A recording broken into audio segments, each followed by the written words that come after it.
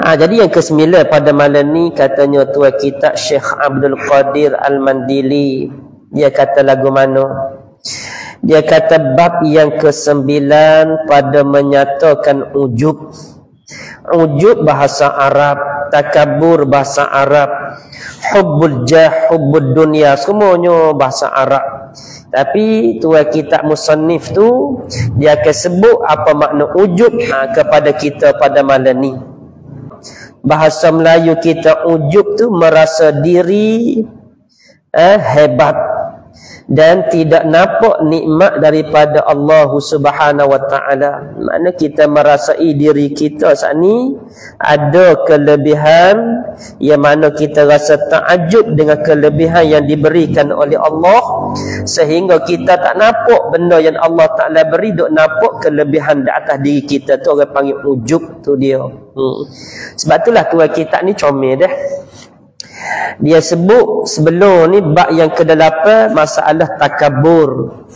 Maka dia royak pula bab yang ke-9 ujub.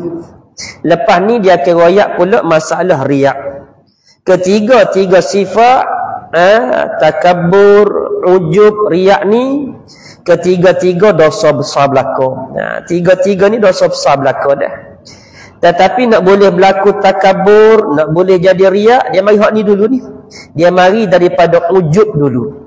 Kerana apa dia mari daripada ujub? Kerana ujub ini kita rasa hairan. Kita rasa takjub di atas diri kita. Aku ni berasa lebih. Orang lain tak boleh, aku boleh. Pelik ni sikit aku ni.